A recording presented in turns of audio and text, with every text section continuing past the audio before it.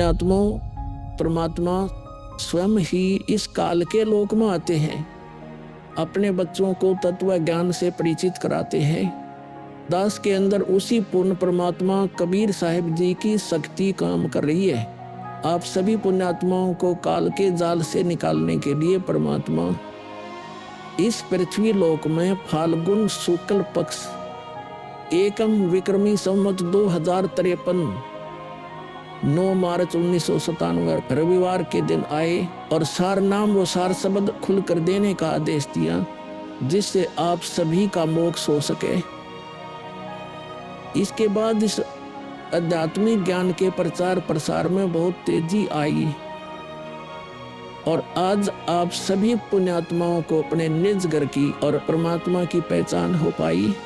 600 साल पहले परमात्मा को ना पहचान कर हम काल के जाल में धोखे से रह गए थे। अब की बार दास को आम संत समझकर धोखा मत खा जाना।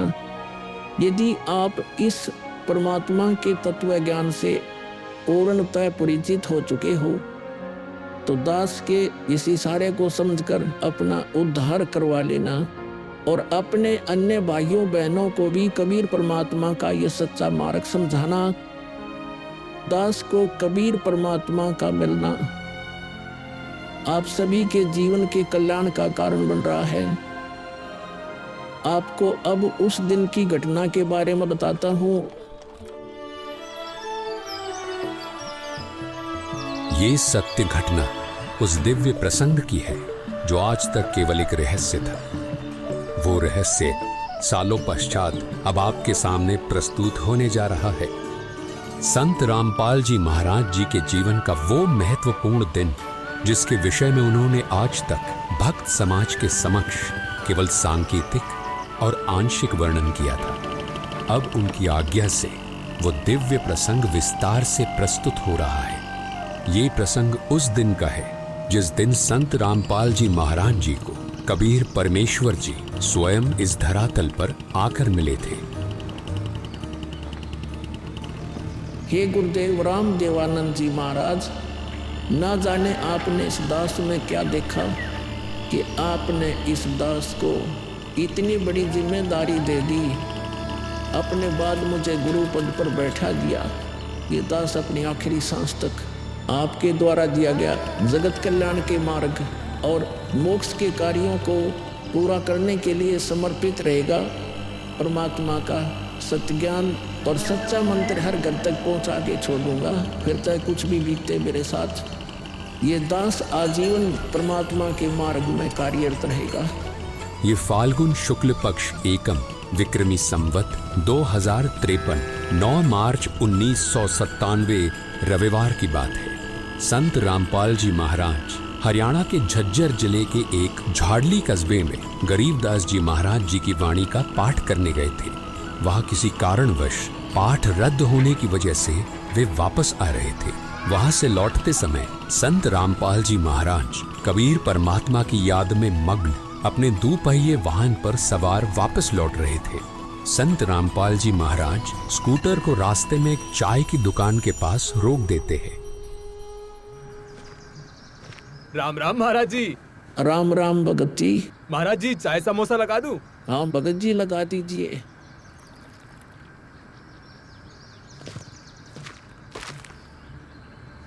इस बोले भगत को भी परमात्मा का तत्व ज्ञान समझाना चाहिए। भगत जी, कबीर परमात्मा की भक्ति करनी चाहिए। मनुष्य जीवन हमें सिर्फ इसीलिए मिलता है। मानुष जन्म दुर्लभ है ये नलन बोरे, जैसे तरवर से पत्ता टूट गिरे वो बोर न लगता डोरी। भगत जी, इस काल लोक का कोई भरोसा नहीं है, न जाने कब किस पर क्या बिजली गिर जाए। इसलिए कहता हूँ आपको कि कबीर परमात्मा से जुड़ जाओ, नाम दीक्षा लेकर अपना कल्याण करवा लो। वो कबीर परमात्मा यह भी आपकी और आपके परिवार की रक्षा करेगा और मृत्यु के बाद सीधा मोक्ष को प्राप्त कर जाओगे। ठीक कहते हो महाराज जी। ये कबीर परमात्मा ऐसे गंदे लोक में जहां आदमी की जिंदगी का पल का भरोसा नहीं, व्यक्ति यहाँ जी कैसे रहा है ना जाने कब क्या हो जाए, कब कौन सी बीमारी हो जाए, कब दुर्घटना हो जाए, कब कोई संसारिक आपदा आ जाए। दाता, आपकी भक्ति के बिना यहाँ किसी को ना सुख मिल सकता है और न ही मोक्ष। ये बात ये बोले जीव कब समझेंगे? आखिर ये अज्ञान अंधेरा कब दूर होगा दाता? आप ही दया करेंगे कबीर परमेश्वर। ये बोले जीव तो अपना जीवन आपकी भक्ति के बिना व्यर्थ ही कर रहे हैं। चाय पीने के बाद संत रामपाल जी महाराज मातन हिल की तरफ निकल पड़ते हैं। बिन उपदेश अचंभ है, क्यों जीवत है प्राण, और भक्ति बिना काठोर है, ये नर नहीं पाषाण। आगे चलकर संत रामपाल जी महाराज स्कूटर को एक पुलिये के पास रोक देते हैं। इस पुलिये की खास बात ये थी कि संत रामपाल जी महाराज जी ने इस पुलिये को सिंचाई विभाग में जूनियर इंजीनियर रहते हुए स्वयं बनाया था। क्योंकि यह पूरा क्षेत्र जंगल नुमा था, इसलिए संत रामपाल जी महाराज जी को इस पुलिये पर बैठना बहुत अच्छा लगता था और नौकरी के दौरान वो इस पुलिये पर बैठकर परमात्मा की याद में खो जाया करते थे। हे दयालु कबीर परमात्मा, आप जी हम नीचों के लिए 600 वर्ष पहले एक धानक रूप धारण कर इस गंदे लोक में 120 वर्ष तक रहे। आप जी को गर्म तेल के कढ़ाई में डाला गया, खूनी हाथी से मरवाने की कोशिश की गई, दरिया में डुबोकर मारने की कोशिश की गई। आप जी को बदनाम करने हेतु झूठी चिट्ठी डाली गई। आपके साथ कितने जुल्म ढाए गए, फिर भी हे दयालु कबीर परमात्मा, आपने क्या कुछ नहीं किया। अपनी सतलोक से बिछुड़ी आत्मा को अपनी शरण में लेने के लिए, इस तत्व ज्ञान को सब जीवों तक पहुंचाने के लिए।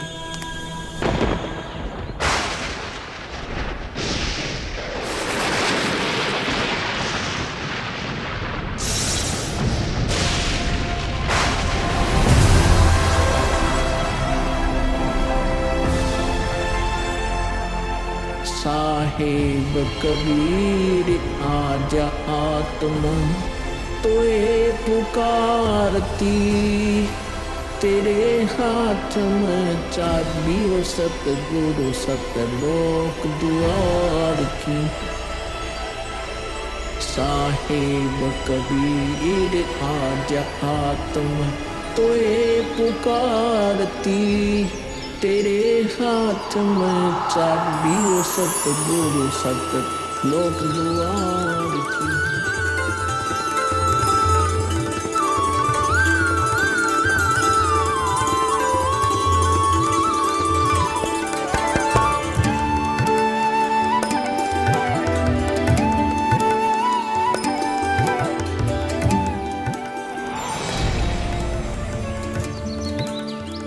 राम राम भगत जी। राम राम। आओ भगत जी बैठिए, खड़े क्यों हो?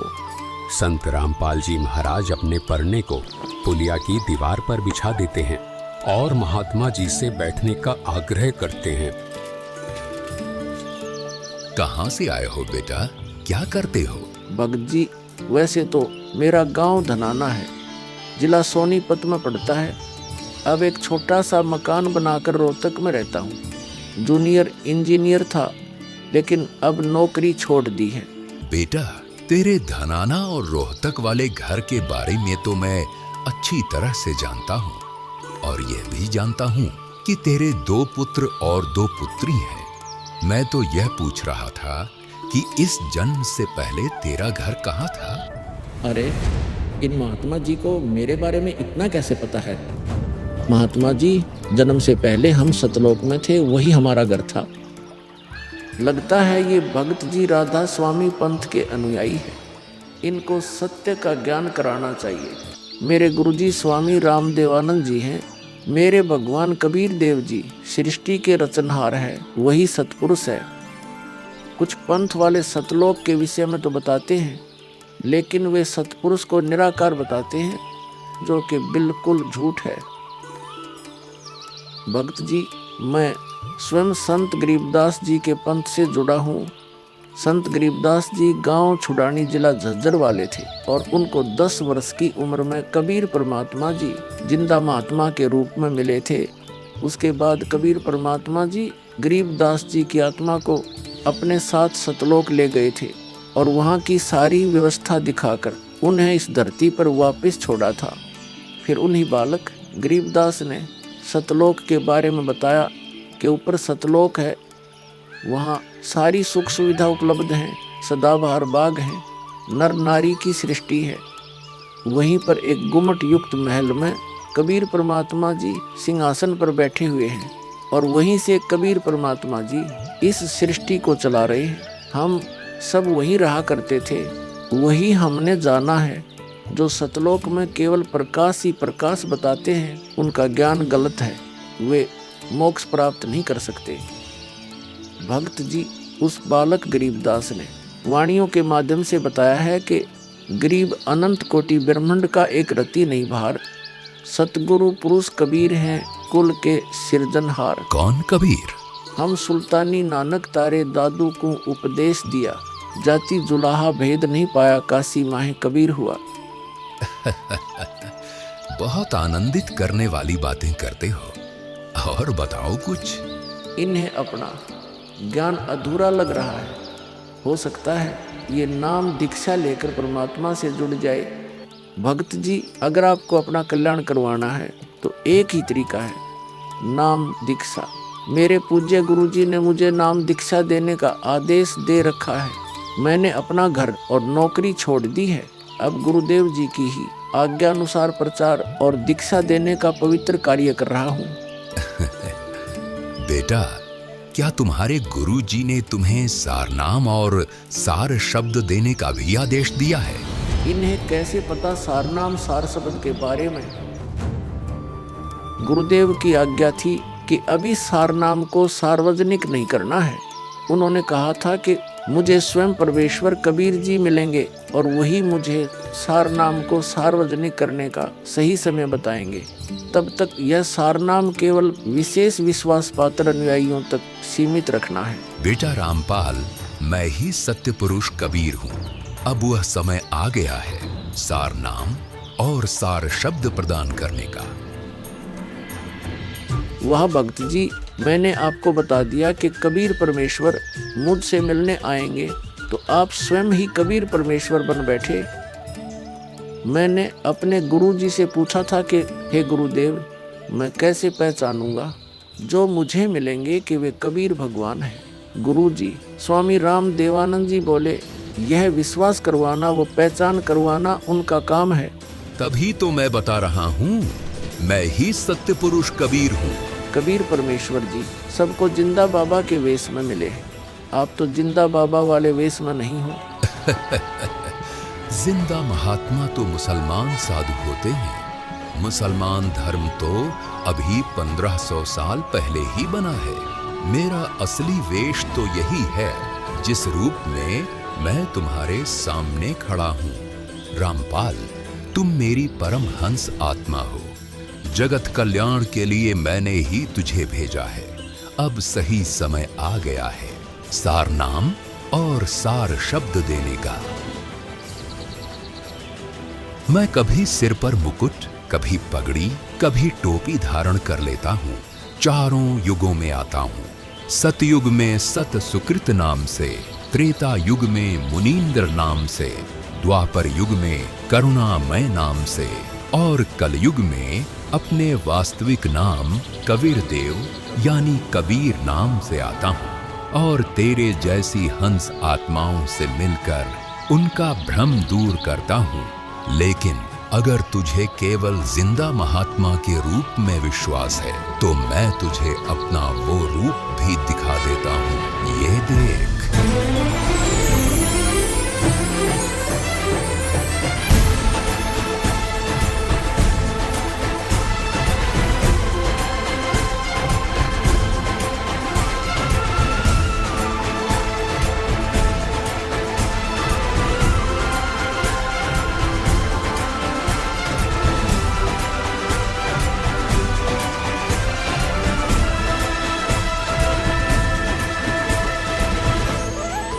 हे परमेश्वर, मुझे क्षमा कर दीजिए।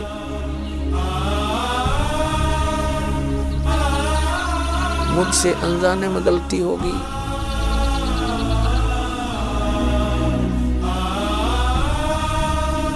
आपने मुझे साक्षात दर्शन दिए और मैं आपको पहचान न सका।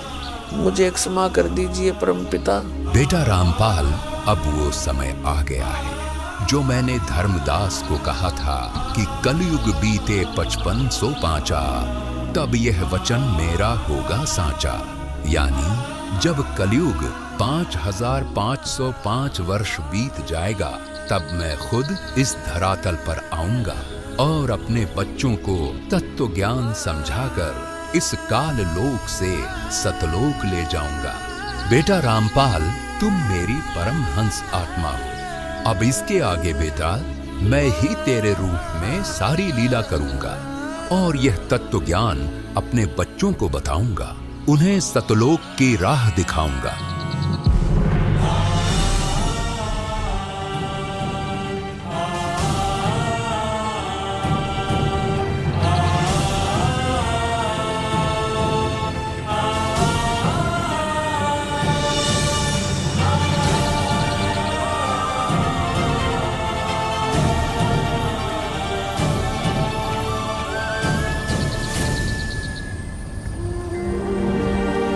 इस प्रकार कबीर परमात्मा संत रामपाल जी महाराज जी को सह शरीर सतलोक भेज देते हैं और अपनी लीला को आगे बढ़ाते हैं।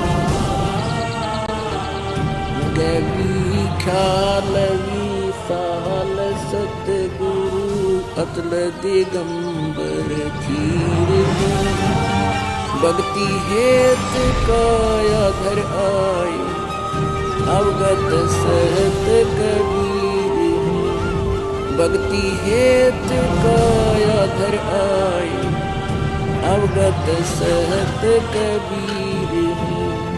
अमर करूं सतलोक पठाऊं तात बंदी छोड़ कहाऊं।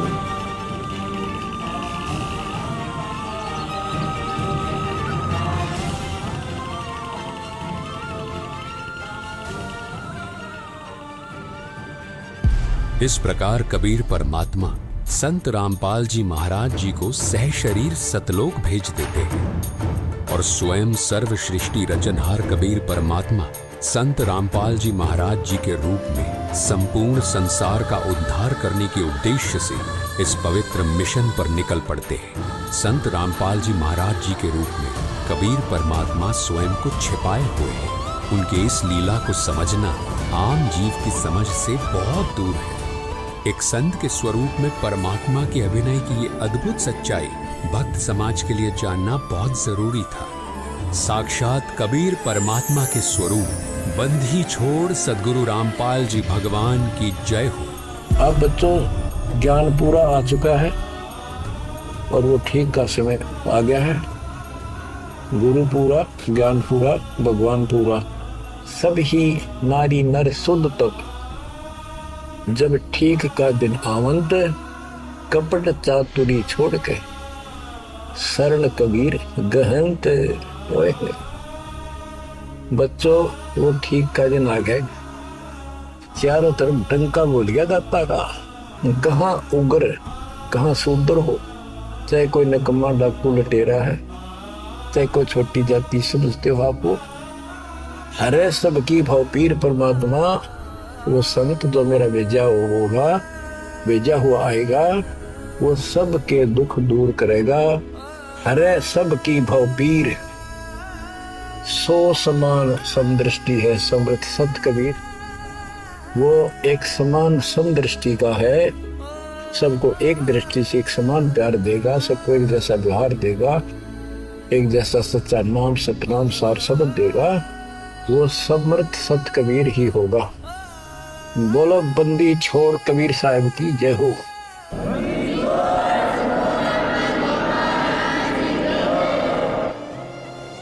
आपके मोक्ष के लिए परमात्मा ने कसर नहीं छोड़ रखी। जो भी संभव व्यवस्था है वो सारी कर दी है। बच्चों, तुम भी दया करियो, रहम करियो उस परम पिता पे।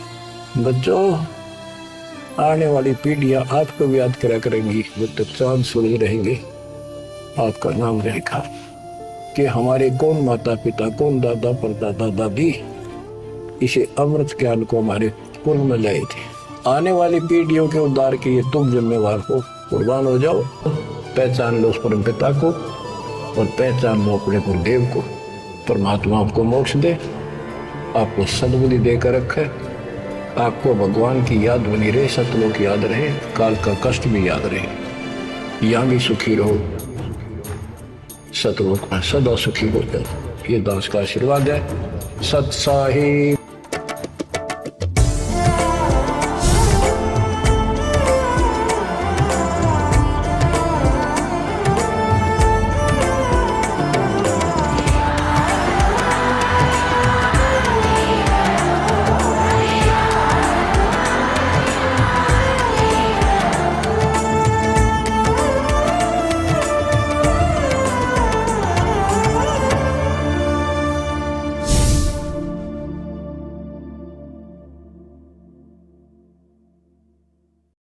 यह सत्संग आप हमारे YouTube चैनल अमृत बानी रामपाल पर देख रहे थे। ऐसे वीडियो देखने के लिए हमारे चैनल को सब्सक्राइब करें।